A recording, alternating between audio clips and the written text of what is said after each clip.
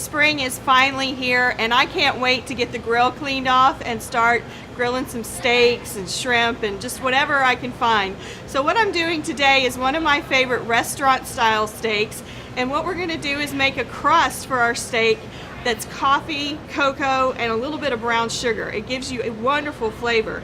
So first thing I'm going to do is brush some olive oil on my steak. I've got a nice big New York strip here. That was the best looking one that I found in the meat case. Get that turned over, oil the other side.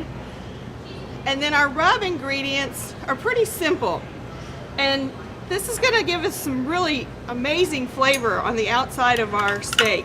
I've got brown sugar. This is ground coffee. It's just finely ground. If you grind your own beans, that's a great thing to use. Also some cocoa powder. This is the special dark powder.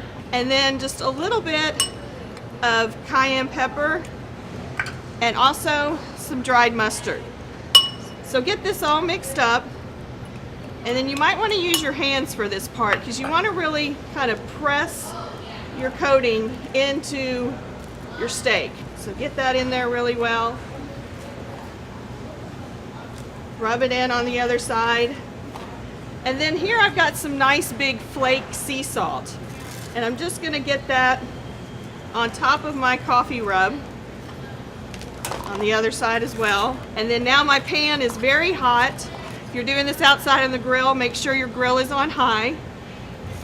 And we're just going to get this into the pan. Let it get a really nice crust before you decide to flip it. So go for about 3 minutes and try not to touch it or move it, and it'll be really beautiful when you turn it over. So I'm going to get this grilling, and then we're going to come back and see how it turns out. Okay, I think we're ready to turn. Now don't worry, that's not burnt. That's just all that wonderful flavor from the coffee and cocoa all cooked into the crust of your steak. So I think our steak is done. It still gives a little, so that tells me it's about medium, which is the way that I like to serve it. So I'm just gonna put it here. I've got some beautiful sides to go with it as well. And this is a wonderful way to kick off spring and dine al fresco. So if you'd like to find this recipe, you can go to cbs19.tv, just scroll down and click on the Fresh Ideas logo.